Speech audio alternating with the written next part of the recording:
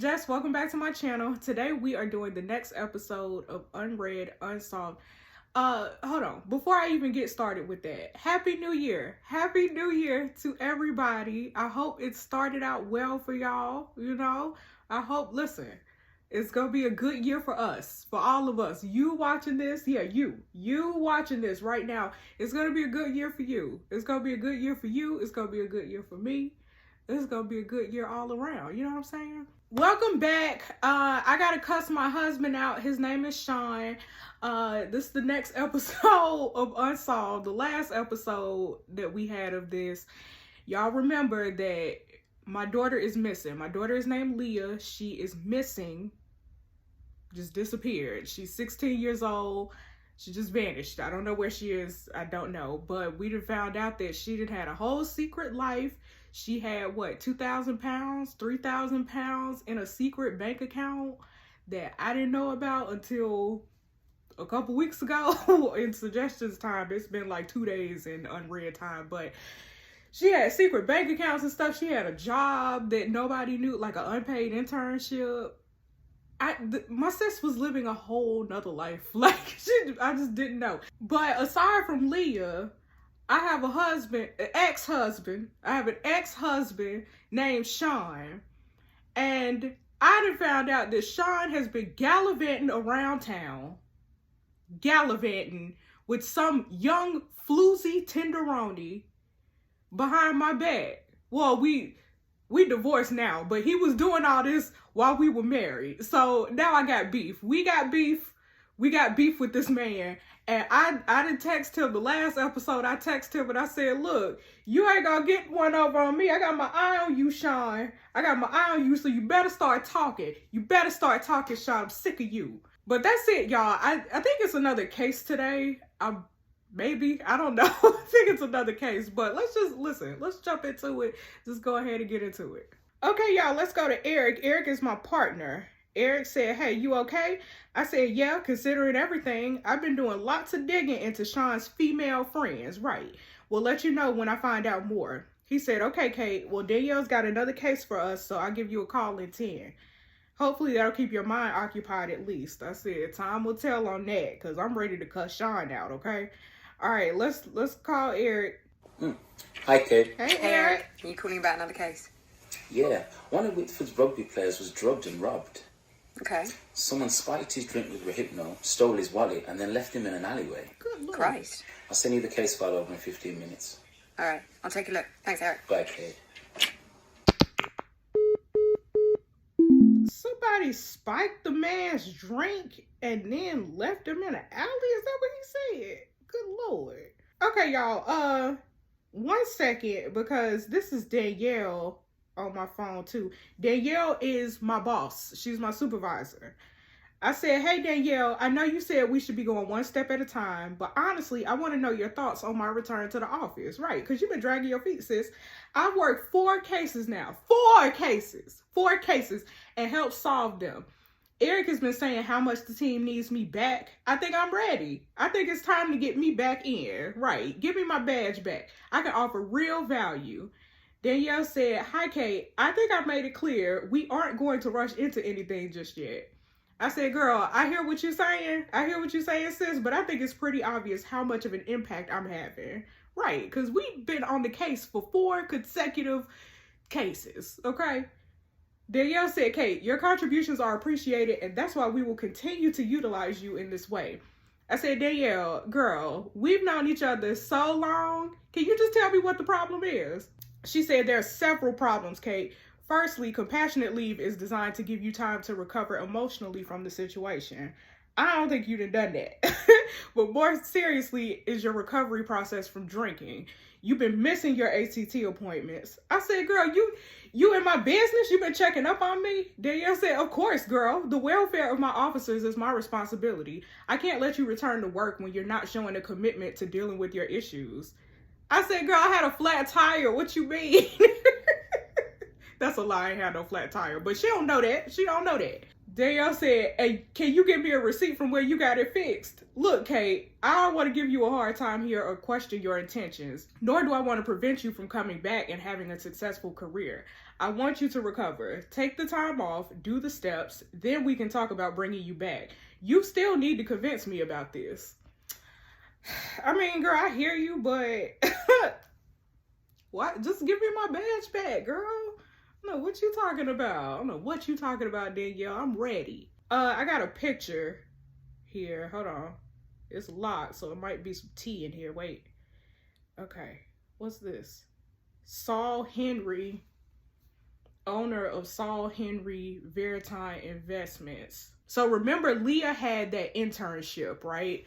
Leah had that internship that nobody knew about, but they had a client that the company that she was interning at had a client that they were trying to get, and it was Saul Henry Veritine Investments. So this might have something to do. I don't know. This might have something to do with it. Okay, y'all. Eric sent me my case file. Okay, so let's get my case file here. He said, here's the case file for the new case. Let me know when you look through it. All right. Thank you, Eric. All right, y'all. Let's look at the case file. We on the case. Listen. We are on the case. Here's our case summary. 26-year-old Edward Roberts reported a robbery after waking up in an alleyway on Markham Road to find his watch and his credit card stolen. He found further fraudulent activity on his bank account, including money transfers, purchases, and cash withdrawals, all totaling £4,324. A toxicology report found traces of rohypnol in his system. He subsequently has little recognition of the prior night. At 7 p.m., Roberts recalls beginning the night at Iris, a private members club, before moving on to a club called Blanc at 8:30 p.m. with a waitress he met at Iris. It is suspected that he was drugged at some point in the night and robbed after falling unconscious. Roberts woke up at approximately 9:40 a.m. and reported the crime at the police station at 10:30 a.m. Okay, so here's our victim, Edward Roberts, town of Whitford, age 26. Edward has played for Whitford Rugby Club for the last 3 years and is considered one of their most valuable players. Despite playing a key role in their title-winning season last year, he has recently faced several disciplinary measures by the club for his conduct. According to rumors, these have caused talks over a lucrative professional contract to stall. Okay. So you a bad boy. You a troublemaker, Edward. Here are our suspects, y'all. Edward is his own suspect. Okay. Edward is a key rugby player for the local Whitford team. Edward missed an important game the next day against Berkley Rugby Club due to his condition. Edward is heavily in debt, but continues to live an extravagant lifestyle, frequenting nightclubs on Canal Street and making costly purchases. Okay, so he could be scamming. That's what this is trying to say. He could be scamming. All right. Then we got Lara Melnyk. She's 20. Laura is a waitress at the private members club Iris, where she had been working for the past 5 months. She was the last person seen with Edward before the crime after they left Iris together and relocated to Blanc nightclub. Then we got William Langford. He's 24. He's a rugby player for a rival team, Berkley Rugby Club. He was in town for the game against Whitford and was drinking at Blanc the night Edward was drugged. Berkley missed out on the league title to Whitford last year, and there's no love lost between the two clubs. Berkley beat Whitford the following day. Then we got Caroline Walker, age 25. Caroline is a professional dancer and Edward's ex-girlfriend. She was texted by him at 8 p.m., inviting her out that evening, which she declined. They were in a relationship for 2 years before breaking up 3 months ago. Caroline now lives in an apartment on Canal Street. Okay, so she was close to the action. All right, that's all right. Okay, here is the next piece of evidence. This is the toxicology lab report for Edward Roberts. So there was alcohol and rohypnol in his system. Okay, here's our next piece of evidence. This is Edward's credit card statement. My man, oh my God, my man's is 16,000 pounds in debt. And let's see some of these withdrawals. We got the bank. He withdrew 500 pounds from the bank. Then he went to Sage Jewelers, Top Tech, Blanc nightclub. Okay, so he just spending money like he got it. and he ain't got it. He went out and paid for all these drinks and stuff at the club, knowing that he had $11,000. He owed these people $11,000. They didn't even have it. You went out and your account was in the negative, so you knew you ain't have it. Okay, my man's is in debt. Okay, next piece of evidence, y'all. This is a screenshot of text messages between Edward Roberts and Caroline Walker. Caroline is his ex-girlfriend. He texted her, he said, "Don't be like that. I feel bad about how it ended with us. How about I make it up to you?" She said, boy, bye. Stop texting me. Not interested. And then he texted yesterday and said, "You out tonight, babe? Be good to see you." And she said, "Nope, spending the night with my new boyfriend, James," with a middle finger emoji. Okay, so Caroline was not with the games. She has moved on in her life, allegedly. She has moved on. Okay, here's the next piece of evidence. This is the big game, Whitford versus Berkley Rugby Club. Will Berkley finally take the title back? Find out next week. All right, this is a flyer for a rugby match between Berkley and Whitford. Okay, I don't even know why that would be a... Okay. I don't know why that would be a piece of evidence, but sure. Okay, y'all, real quick. I know this probably ain't got nothing to do with the case, but I need to see messages between Ollie. Me and Ollie. Ollie is my son, y'all. I messaged Ollie. I said, "Hey, missed you this morning. You ran out in a rush. How you feeling for your mocks today? Good luck." Ollie said, "You're so fake." What you mean, Ollie? I said, "Excuse you?" He said, "I saw, Mom." I said, "Saw what, boy?" He said, "The Leah file. You left it out. I saw." I said, "Saw what? What are you talking about?" He said, "You're investigating Dad? Are you out of your mind?" Who you talking to like that, Ollie? I said, "We are following up on some of the things he said that didn't make sense. What's your problem?" Ollie said, "So you are investigating him. You told me you'd share Leah updates with me. You lied. What else haven't you told me?" I said, "Nothing." And Ollie said, "Like I believe that." I said, "Ollie, you shouldn't be rummaging through my things. You should be going through grown folks' business. Stay out of grown folks' business." He said, "Oh, really? You gonna throw that at me now, are you?" F you, Mom. That's what he said to me. F you? You gonna tell me F you? My kids is trash. One of them missing. I don't even know where she is. She trash too. I'm sorry. I don't know. She might be in danger. But she trash too. Leah trash, and now Ollie telling me F me. F me? F me. He telling me, cussing at me. Don't make me get my belt, Ollie. Don't make me get my belt. Right, I said, don't speak to me like that. Don't talk to me like that. Ollie, we need to talk about this. And he left me on red. So, I guess he is going to talk to me like that. He going to get away with it. Okay, let's go back to the case. Let's go back to the case. Eric said, "The case file's ready, just sending it by email." Okay, I saw it. He said, "What do you think?" I said, "Poor Ed, drugged, robbed, and left in an alleyway. Pretty nasty, isn't it?" He said, "Yeah, seems like somebody was either trying to sabotage him or just taking advantage." I said, "Yep, looks like we got 3 motives on this one. Money, $4,324 plus the value of the watch. 2, sabotage, Ed missing the game against Berkley the next day. Or 3, revenge, Ed's ex-girlfriend." Eric said, "Then there's Ed too." I said, "What do you mean?" He said, "Self-sabotage. He was drugged the night before the big game with Whitford and Berkley. Could the pressure have got to him?" I said, maybe. I saw Edward miss the game because of his condition and they lost." Eric said, "Berkley's first win against Whitford since they lost the title last year. There's definitely motive there." I said, "From the text messages, it looks like Edward was hoping to see his ex. Do we know if she was out that night?" Eric said, "She lives on Canal Street, so she'd have been close by if not. I've been researching Rohypnol. The drug can take as little as 20 minutes to kick in and has effects for up to 12 hours. He reported the crime at 10:30 a.m. the following day, and there were still traces of Rohypnol in his blood at that time. They're estimating he was drugged between 10 and 11 p.m. the night before. So we'll need to find out exactly where each suspect was during that time." I said, "I'll read up on everything some more. Same drill as usual?" He said, "Yep, I'll be in the observation room while you interview through the phone." I said, "I think we need to speak to the victim first and get his side of the story. Maybe now he's recovered, he'll have a clearer memory of that night." Eric said, "Let's hope so. I'll arrange to bring the suspects in for the interview. I'll schedule Ed for 12 p.m. like usual."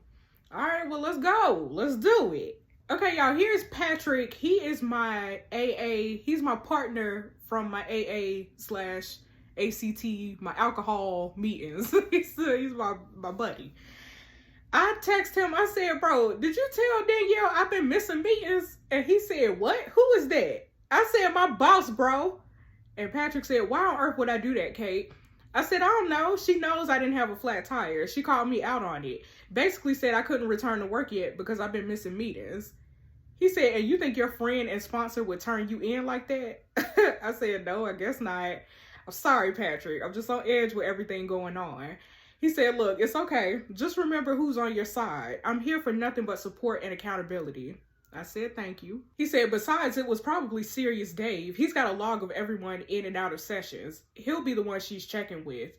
I said, Serious Dave. Yeah, that makes sense.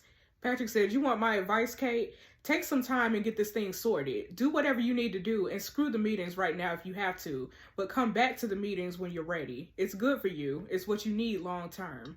I said, I hope you're right. I will. I promise. Y'all been missing meetings. Listen, I gotta solve this case, man. I ain't got time for no meetings. Okay, y'all, I'm starting to get messages about like Leah's disappearance, but same as before, I'm gonna skip those and save them for a different video. We just gonna focus on the case this time. Like, we just gonna focus on what's going on with this case. So let's go to Eric.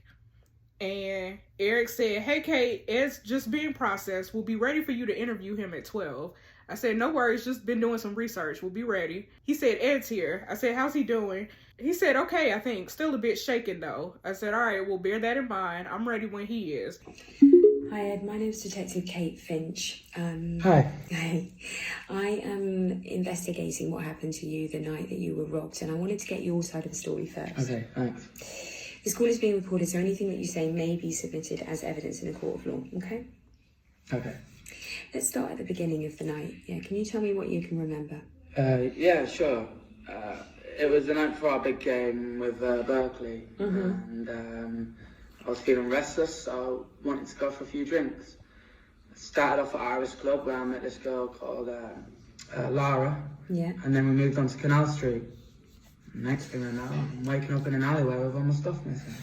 Yeah, that must have been a big shock.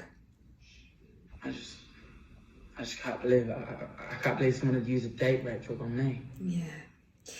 I've heard it's quite a shock to the system. Did you miss the Berkley match the next day? Yeah, my manager was so pissed. He thought I just had a hangover and was making up excuses. And we lost the game, so I'm not doing too good right now. I'm sorry about that, Ed. You see, there were quite a few of the opposing team out on Canal Street that night, and I'm wondering whether one of them spiked your drink in order to try and sabotage the match. I did see Will Langford from Berkley team here. He was a bonk. Yeah, we know he was there. We're interested in talking to him. Oh, he's a dickhead. I won't put it past him. He's always kicking off and starting fights. Okay. Most of us try to avoid him. Did you speak to him at all that night?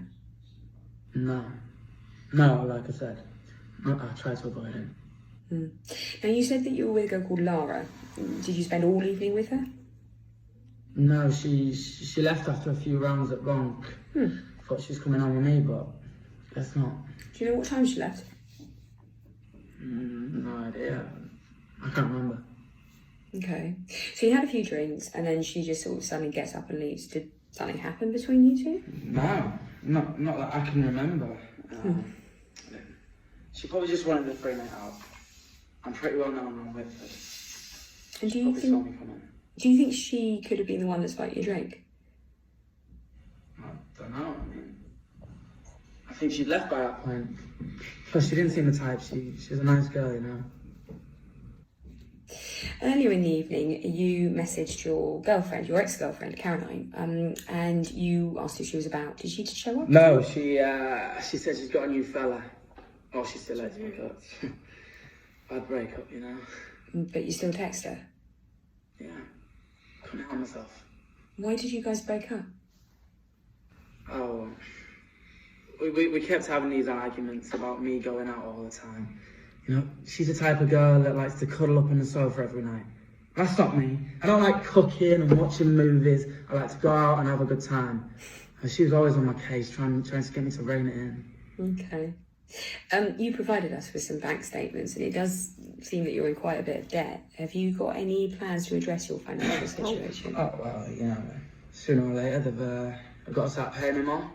Bound to happen. I'm not too worried. Okay. Thanks for telling me all that, Ed. Can you tell me what's the last thing that you can remember from that night? It sounds weird, but I remember seeing the side of a van. I think I was on the floor and I remember hearing the door open. Did anyone get out of the van? I just remember bits, but there was definitely a van. I know it's difficult, but can you remember like any details about the van? Like what colour it was? White, maybe. I think white. Okay. That's all I can remember. All right. Okay, we'll look into it as soon as possible. Okay. All right. Well, thanks for answering all of those questions, Ed, and I hope you recover soon. Okay. No worries. All right. I'll be in touch if I've got any more questions. All right. Cheers. Okay, I text Eric. I said, poor old Ed. He's quite sweet, isn't he? When you get past all his bravado. Eric said, yeah, I guess. Although it seemed like he'd been going off the rails for a while. I said, his story scared me. You have to be so careful leaving drinks unattended at clubs. Eric said, definitely. I said, it sounds like whoever drugged him took him to a van when they robbed him. Eric said, so no one could see maybe? He's a familiar face around Whitford, and from the sounds of it, Canal Street especially. I said, the van isn't mentioned anywhere in the case file. Eric said maybe he didn't remember it when they first took a statement. The drug was still in his system at the time. I said, good point. I'll see if anyone else saw it when I interview them. Eric said, if they can remember the number plate, that'd be great. I said, you'll be lucky, right? Who would know? Okay, whatever. Eric said, Ed confirms he saw William at the club. Could he have drugged him? I said, William's team missed out on the title last year to Whitford, so that could be a motive there. Eric said, so maybe this was a sabotage attempt? I said, removing Whitford of his star player. But why take the money? Surely a rugby player is earning plenty to not need to steal $4K. Eric said, make it look like a robbery. Add insult to injury if there's bad blood between them. I said, which sounded like there was from how Ed talked about him. Ed said he avoided William when he saw him. Maybe William tracked him down later on? I think I want to speak to Laura before speaking to William. She was with Ed most of the evening, so maybe she saw something unusual. Eric said, and she'd have easiest access to his drinks. I said, can you line up an interview with her next? And he said, will do. Be ready for one. And then he said, Laura's here, just finished briefing her. Are you ready to hop on a call? I said, ready. He said, having connection issues with the phone. Give us a minute. I said, sure. He said, try again now. Hopefully it's working better now. Okay. Eric, pay your phone bill. Hi, Lara. My name is Detective Kate Finch. Hi. I am interviewing you as part of a preliminary investigation into the drugging and robbery of Edward Roberts. Truthful? Yes. This call will be recorded, so anything that you say may be submitted as evidence in the court of law, okay? But you're not coming here. No, I'm going to interview you remotely. Okay. So you and Ed were out together that night, is that right? Yes, that's correct.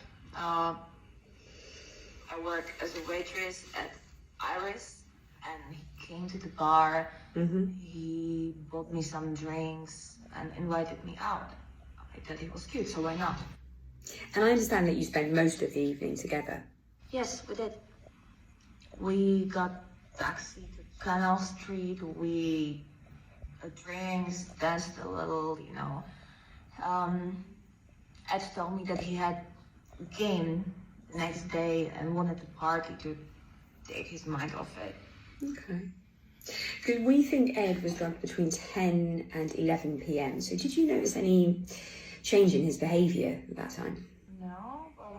Well, we'd been drinking, so maybe I just thought that he was drunk, or that's it. Okay. It's horrible what happened, though. Yes, it is, yeah. It is.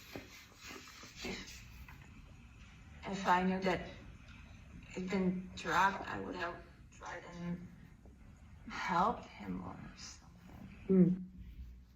Did you see anything suspicious or anyone that you think might have done it?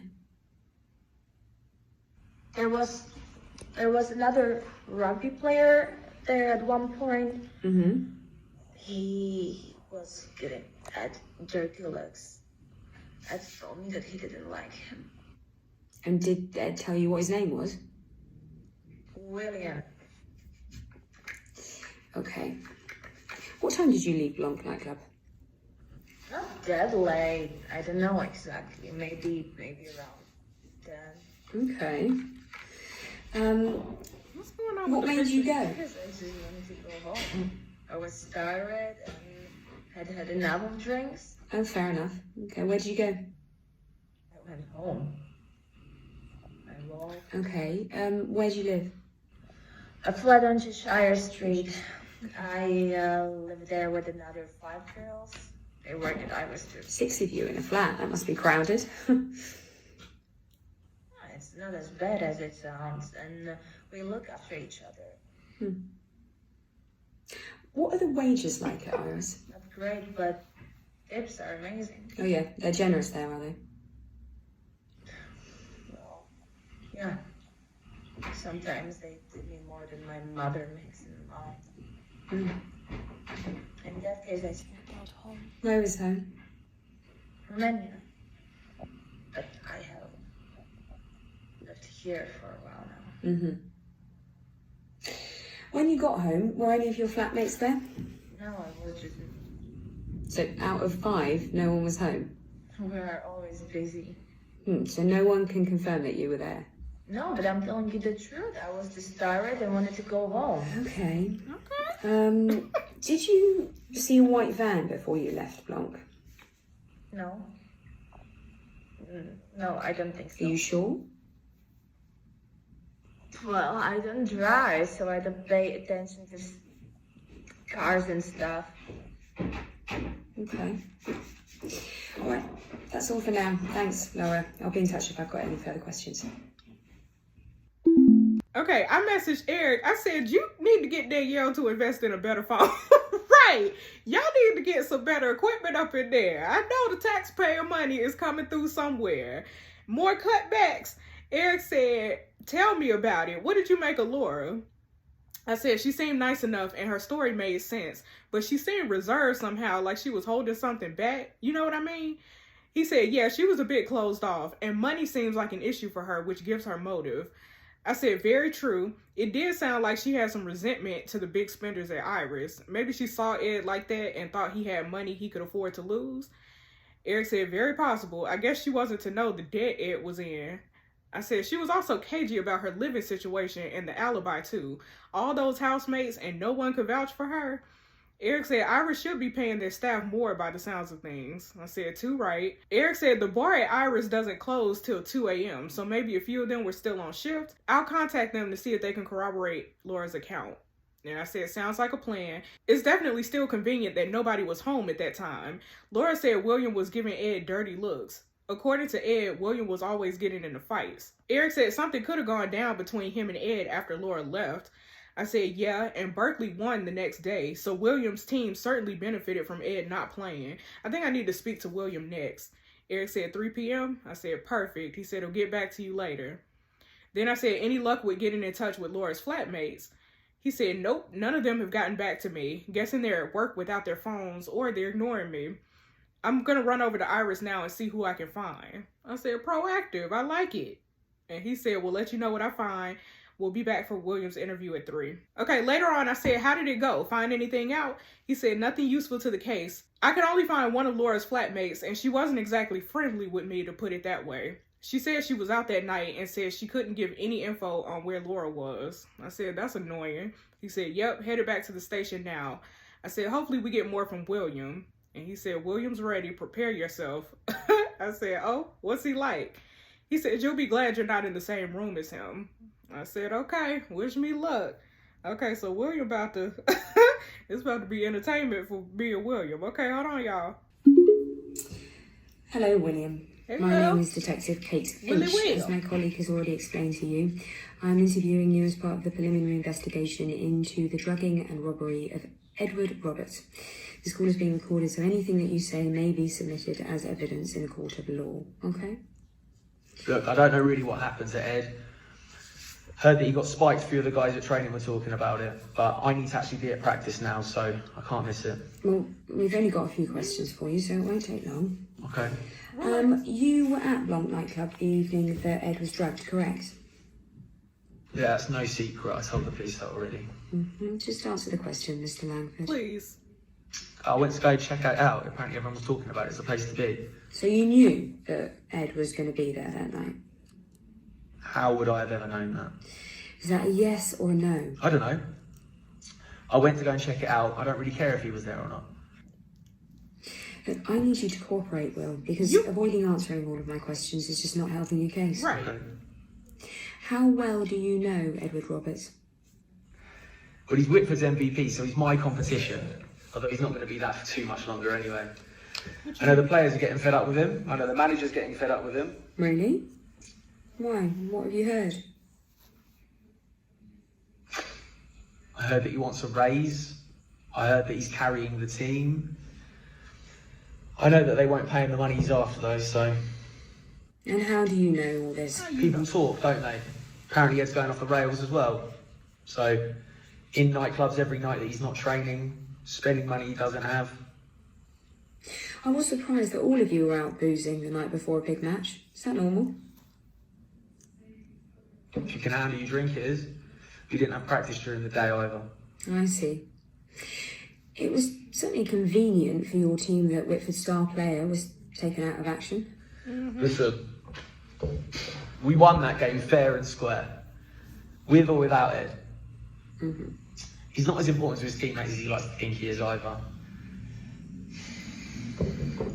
He probably just got fucked up the night before.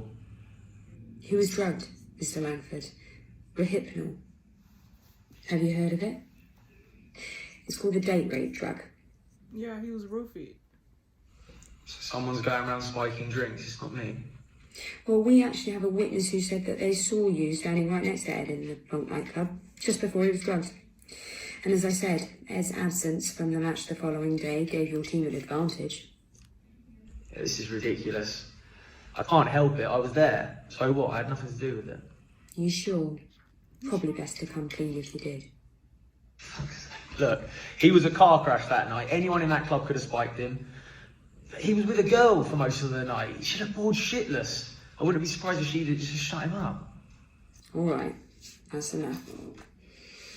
Anyway, I'm surprised your witness didn't tell you how I was preoccupied for most of the night. What do you mean? Well, I met a girl, was with her that night and the next morning as well. What was her name? Can't remember. Not even a first name. I see a lot of women, detective.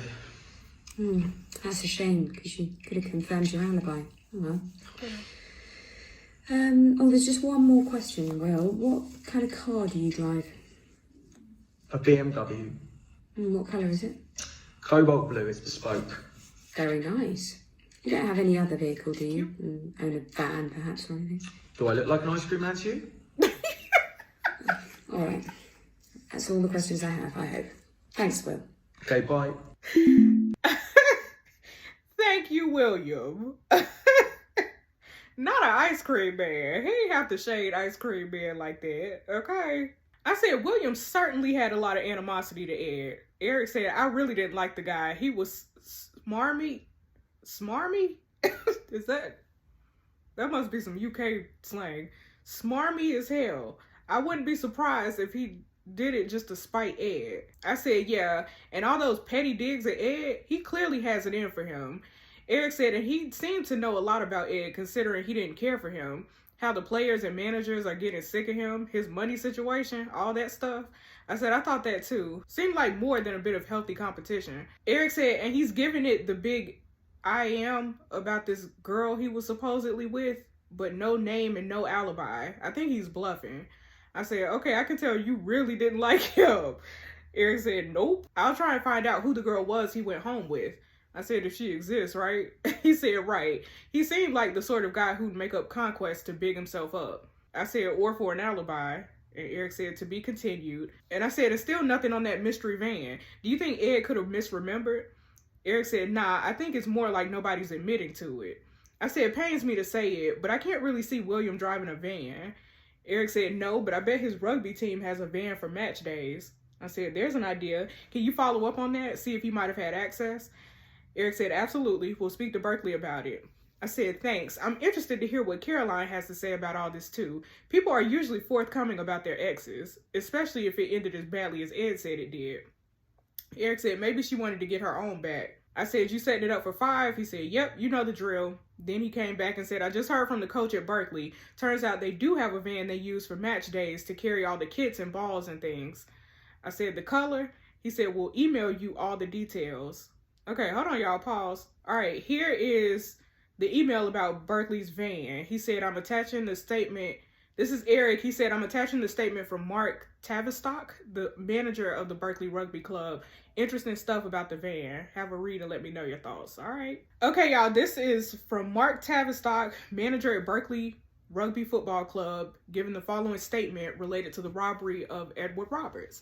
He said, we have a van that we use for match days and training sessions. It's a gray 12-seater. We use it for the kits and gears as well as some of the players, depending on travel.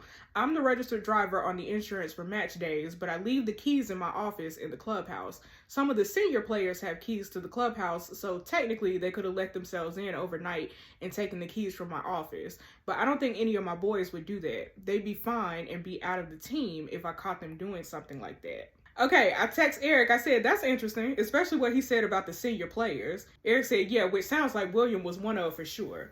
I said, do you believe what the manager said about his players at the end? Eric said, not at all. I could see some of the players even borrowing the van as some kind of dare. What about the color? I said, it's possible Ed mistook in the state he was in. Eric said, yeah, his memory seemed hazy at best about it. You got a theory so far? I said, well, I think what Ed's told us so far seems to check out. He seemed pretty genuine and shaken up about it all to me, but his memory is understandably hazy, so he's not much used to us putting together an exact timeline. Laura might have seen him getting wasted and thought he was an easy target to make some fast cash, spiked his drink, and then waited for him to come outside to rob him. If she did do it, did she have someone else working with her? And your favorite, William, clearly hated Ed and seemed to have an unhealthy interest in him. He might have been able to access the club's van, and no one can back up whether his alibi is real or not. And obviously, we've still got Ed's ex to interview, who sounded like had good reason to be pissed at him. Eric said, leaning towards any of them in particular? I said, not yet. Hopefully, Caroline will help us make our minds up. Eric said, here's hoping. Listen, I'm going to quickly dive into another case to check something. We'll be back by 5 with Caroline. I said, okay, speak to you at 5. Hi, Caroline. Hey, boo. My name is Detective Kate Finch.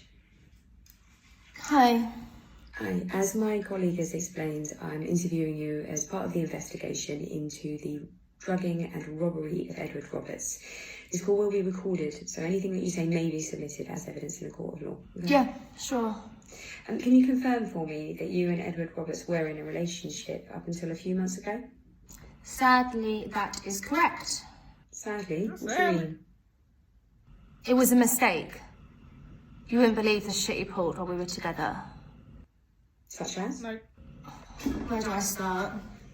He went out drinking every night. Sometimes he wouldn't come home. He was always spending money he didn't have. At first I thought his lifestyle was attractive. But before I knew it, I was footing the bill for it all. Yeah, I did see that he was in quite a lot of debt. Yeah. Yet he's still paying for his membership at the Iris Club and designer clothes and drinks. He's an idiot. Is that why you guys broke up? Idiot. Oh, no. No, that's not why we broke up. What happened? Well, I decided to have a sneak look at his bank statements. And there was a payment on there to a fucking escort service. He'd been hiring a prostitute. I see. Yeah. So I packed his bag straight away, and he tried to downplay it all, saying that it was a one-off and he was pressured into it. Like any of that would have made a difference. I'm sorry to hear that. It's alright, he was just a bad guy. Should have stayed clear of him. Honestly, he deserved what happened to him. Strong words. Have you ever had a boyfriend cheat on you with a hooker? No, not that I'm aware of. Then believe me, He deserved what happened to him. Okay. So the night of Edward's incident, he texted you, is that right? Yes. His message said, you out tonight, babe, be good to see you. To which you responded, nope, I'm spending the night with my new boyfriend, James, middle finger emoji. Did you change your mind at all? No chance in hell. He wanted to hook up. Don't let him sugarcoat it. He was not sitting there like a lost puppy longing for me. Probably texting a bunch of girls to see who he could get in his bed that evening. I just happened to be his first attempt of the evening. Did he contact you often like that? Not often, but sometimes. I didn't meet up with him. Okay. Where were you between 10 and 11 that night?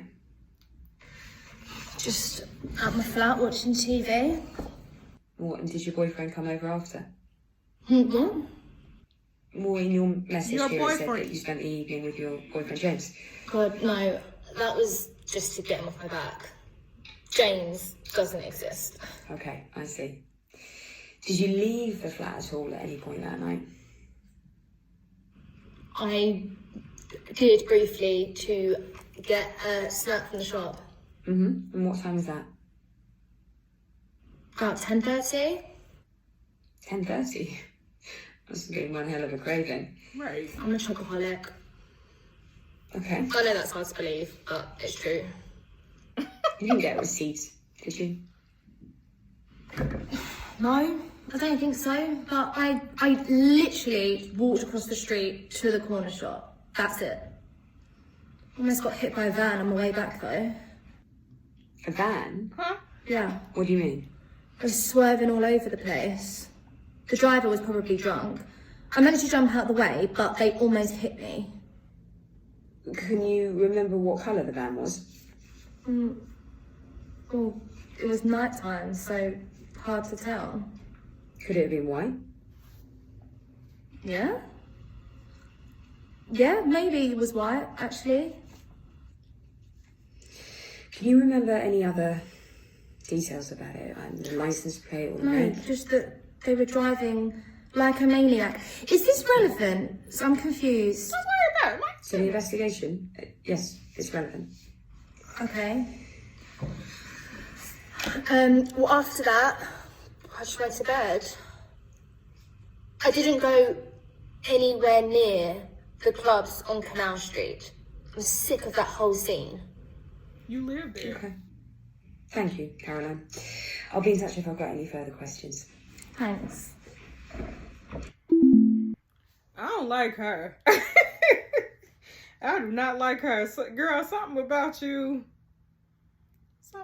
ain't right. All right, Eric said, wow, Caroline certainly enjoyed telling you what a butthole Ed is, didn't she? I said, bad breakups, hurt feelings, disappointment, it's tough, especially if he was cheating, like she said. I'm starting to realize what it feels like. I'm starting to realize what that feels like, and it's not nice, right? Because remember, y'all, my husband is trash. My ex-husband is trash. Eric said, I get that, but wouldn't this be an overreaction on her part? I said, yeah, it would, but people can do pretty extreme things when they've been hurt. Eric said, that's true, and she's still clearly angry. I said she did say he deserved what he got, which was pretty brutal. She also talked about footing the bill for Ed's extravagant lifestyle. She might have seen this as a chance to make back some of her money. Eric said, yeah, and get the last laugh. Her late night chocolate trip didn't sound very convincing. It didn't. I said, I don't know. I've been known to do that from time to time. Okay, girl. He said, I'll ask her which shop she went to, see if there's any CCTV to confirm her story. I said, thanks. Her statement confirms the white van. We're getting somewhere. Eric said, yeah, she saw it too. Unless she was the driver, knew that van was speeding because it was her behind the wheel. I said, possibly. Would she bring it up, though, if it was her driving? Eric said, maybe, if she wanted to throw us off the scent. I said, if it wasn't her, it sounded like whoever was driving had been drinking. Eric said, which could have been any of them. I said, yep. Eric said, we'll let you know when I hear back about Caroline's alibi, see if it checks out. I said, great, let me rewatch the interviews. Eric said, one of the team just found out something interesting about William for the robbery case. You able to switch back into this case? I said, I'll do my best, yeah, but I might be a bit distracted. He said, I get that, and we'll catch up properly on Leah this evening. I said, what did they find? He said, looks like William's used to playing dirty. He said, found this doing some digging. I don't see nothing. Found what doing some digging? Okay, I don't know. I said, geez, that was him? I remember hearing about that at the time. Eric said, hard to believe it happened, right? I have no idea what they're talking about.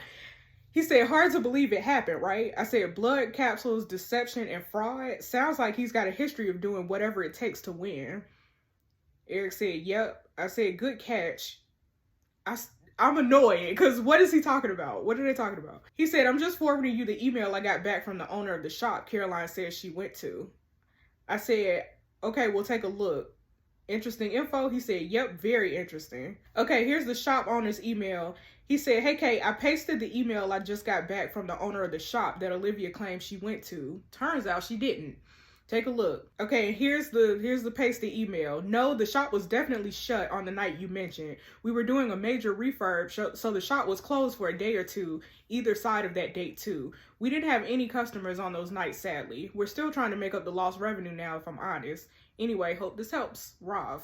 I said, you're kidding. He said, nope. I said, possible she got the wrong shop. Eric said, nope, she confirmed it several times. I said, so she was just lying there. She was lying about her alibi. He said, looks that way. She was clearly wounded by how Ed humiliated her, maybe even more than we thought she was. I said, so she went out to meet Ed at the bar she knew he'd be at and spiked and robbed him. Did she seem like the type who'd do something like that? Eric said, not sure. She was certainly angry enough to want revenge. I said, agreed. I'm going to review everything again. He said, I can't hold them for much longer, by the way. And I said, I know. I'll be as quick as I can. I said, it seemed like he'd been through hell as a result of this. At the same time, he kept a lot from us in his interview. The extent of the debt, the escorts, especially if our suspicions about Laura are true. Eric said, do you think she's an escort? I said, I'm not sure, but her living situation seems odd. Eric said 6 people in one flat does sound intense. I said, and none of them were home to confirm her alibi that night. And it sounds like the girl you spoke to at Iris wasn't exactly forthcoming. Could she have not told them to speak to you? Eric said, maybe. I said, then there's William. He doesn't have an alibi either. Eric said, apart from the woman he can't remember the name of. I said, apparently. There's still nothing to say he didn't spike Ed's drink at some point at the night to sabotage him. He could have gotten access to his club's van. And he's got form for cheating. Eric said, the robbery aspect, I didn't get the feeling William needed money. I said he knew Ed was struggling financially, so might have enjoyed sticking it to him. So would Caroline, for that matter.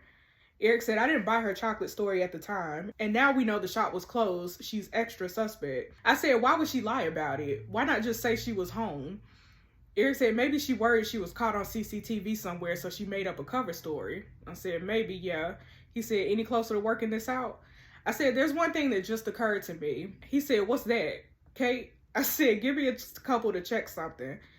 He said, we're cutting it a bit fine now, Kate. I said, it's all right. I know who did it. Calling you now. Don't rush me, Eric. All right, y'all. So I have been combing through this evidence. I've rewatched everybody's videos. And I don't know. Like, this is very difficult. But my best guess is Ed. It's gonna be Edward, and here's why. Very quickly, here's what I think. Ed said that there was a van, right? He remembers a van. He said he remembered being on the floor of that van, right? That's what he said in his interview. Then he said he remembered that the van was white. How do you know the exterior color of the van if you were on the floor on the inside of that van, right? That piece right there. That's the piece that I'm clinging on to. That's the receipt that I'm holding on to, because something ain't right about that. Like, you vaguely remember being in the floor of the van, but somehow, miraculously, all of a sudden, now you remember that the outside of the van was white. I don't believe that. I don't know. And also, he didn't even bring up the van when he made the initial statement. He didn't talk about the van until he was interviewing with us, right? Like, he made a whole statement to the cops about being robbed and stuff, and this van didn't come up at all. Like, none of this came up at all, and now all of a sudden he just remember a van. Something about that ain't, I don't know. I feel like Ed was in debt, and this was a little way to get back some of that money, recoup some of that money.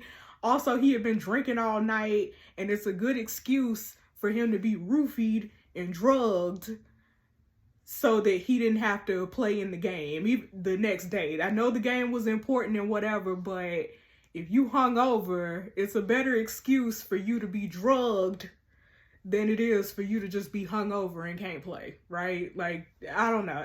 To me, Ed is the villain here. That's my opinion. That's my opinion. I was left lying in the street. Why would I do that to myself? Okay. It wasn't me. I just had a couple of drinks and went home. Okay.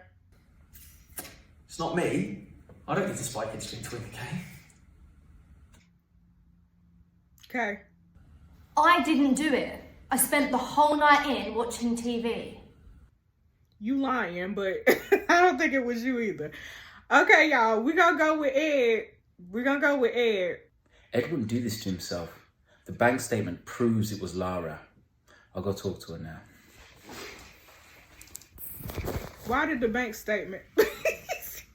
Okay, we were wrong, y'all. This is Detective Eric Jones. Here with Lara Melnyk. The time is now 8:33 p.m.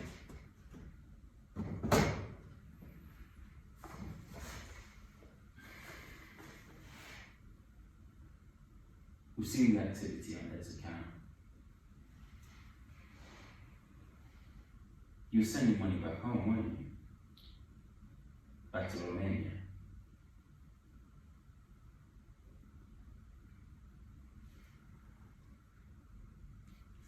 You spiked Ed's drink with Rehypnol, then you led him out to the transit van, then you stole his belongings. You left him in the street after you robbed him. You know, you could have gotten really hurt. Look, you obviously needed the money. Do you want to explain yourself?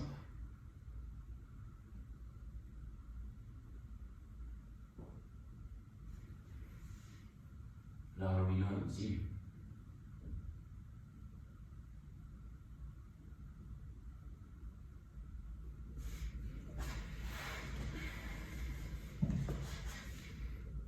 Lara, I have all day.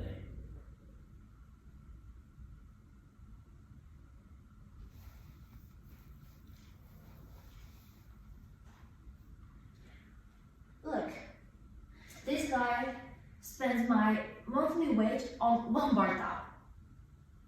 He's an iris all the time. He's flashing his cash all over the place. I'm sorry, but I just didn't think that he would miss the money. I know I shouldn't just left him like this, but I checked if he's breathing when I drove off. What? So you admit that you're responsible? Yes, I'm sorry, okay? But as a waitress, I didn't make much money. And I needed some to send home. God, I didn't think that he would call the police, report it. What? Why would he not?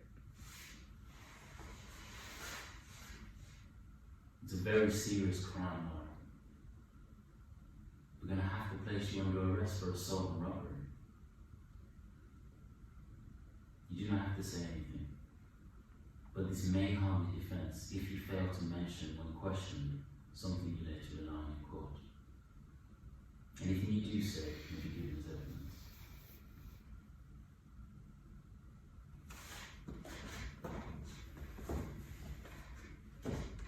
evidence.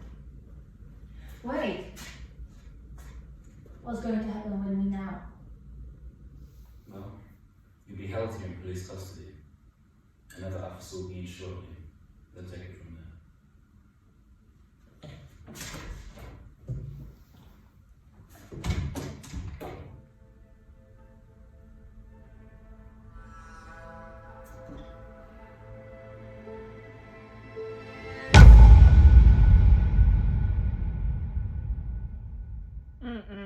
I didn't like this one. I didn't like this one. It was Laura. Okay, yeah. See, and nobody else thought it was Laura either, because everybody thought it was Caroline. Which, that kind of made sense too, because she was lying about being home. I didn't like that one. I called foul. I don't like that one. I didn't like that story. There could have been stronger evidence for it to be Laura. I don't feel like the bank statements pointed clearly to Laura. I don't feel like they could have done that. I feel like could have easily I feel like Ed could have easily also like withdrew a bunch of money to pretend like he had been robbed. Like I feel like that could also have happened too. I don't know. And I don't know if y'all noticed this, but usually in those little end scenes with Eric and the suspect, there'll be some kind of flashback or cutaway to evidence or to somebody saying something incriminating or something, some kind of flashback or some kind of cutaway. We didn't get none of that with Laura, so I don't really even understand. I don't know. I think somebody making stuff up. I still feel like it was Ed. I think it was Ed. I think Ed did this to himself. Eric, I don't agree. I don't agree with you. We got beef, bro. We got beef. All right, y'all, but thanks so much for watching. Man, we were 4-4, right? With these cases. We were batting 1,000 with these cases, and now we done went down. My stats then went down. But it's okay. It's okay. It's all right. Look, we still Detective Benson. You know what I'm saying? We still Detective Benson or Detective Stabler if you're a guy. we still on the case. We still law and order around here, you know? But thanks so much for watching, y'all. We'll be back next time with Sean and his lies and Leah. And we'll catch up more on that case the next time. But thanks so much for watching. Be sure to subscribe if you have not already. And I'll see you in the next video. Bye.